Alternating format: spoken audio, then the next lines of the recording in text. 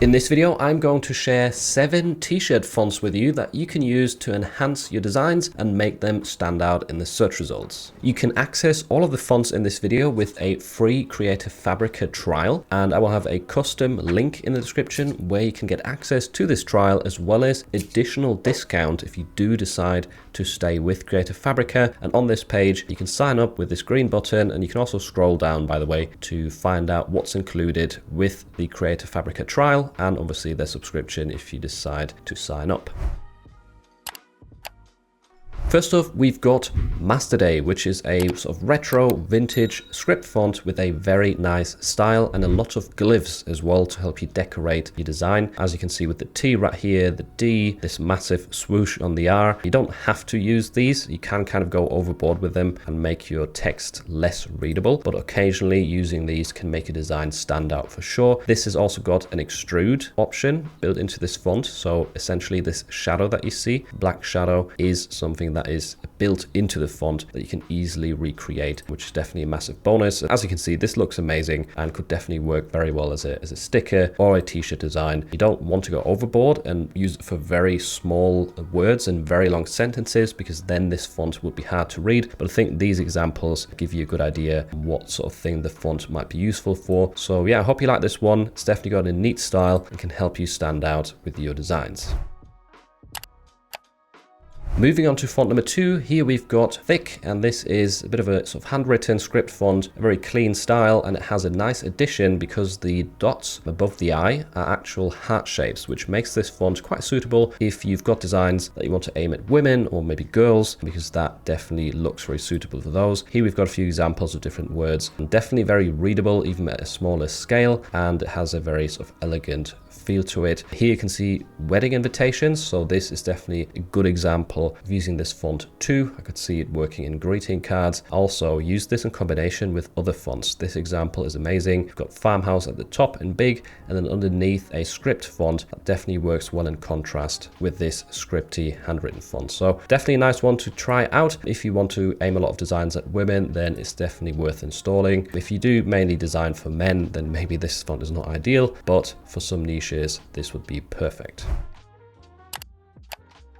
Font number 3 is called Witch Hazel, and I really like this one because it has a very fun feel to it and it has a ton of alternatives, so you've got a lot of variety for your designs. If we click through to the next mockup, you can see an overview right here. We've got the main font at the top, then a Cyrillic and Greek uppercase set, which is definitely handy for very specific niches. But what's more interesting is down here we've got some uppercase and lowercase alternatives, so you've got lots of different ligatures and letters that are slightly different to what we've got at the top, with these little swirls in here, for example. And there's also 2 sets of uppercase spurs, rounded and spiked. So you've got these little spikes at the end. It's hard to see on this screen, but if we scroll through, there is quite a few examples right here that showcase these different alternatives. So you've got quite a few ligatures in these designs. Here we've got some of the spike options, which this also looks really, really cool. And I've used this sort of font a lot on my designs, and you can also see it working in different applications like stickers, wall art, and t-shirts. So definitely a font worth trying out.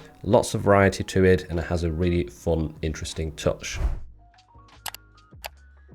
Next up, we've got Chicana, which is a really cool looking display font. It has this sort of retro feel to it. One thing I would say about these display fonts is you want to use them sparingly, meaning only in sort of bigger words that you want to put some emphasis on. Maybe it's the main keyword or the main 2 keywords of your niche, and you want to draw the attention to that in your design. I wouldn't use this font for lots of very small text because it will be harder to read, but you can see in the examples, it is very, very sort of aesthetically pleasing, has a really, really cool style, and I quite like this color scheme as well, of this sort of turquoise blue and red, and then this beigey white color. So that might be something worth considering for a t-shirt design as well. The word coffee looks really cool right here. That's a good example of using this text in just one word for your design. I wouldn't really do it how it's done up here with mobile office, charge station, different sort of colors. It works for this mock-up image, but on a t-shirt design, I think this piece of text up here would be too small and too hard to read in search results. Whereas coffee definitely stands out and looks very amazing. So this font, Chicana, really, really cool. It can make your designs stand out if you use it correctly.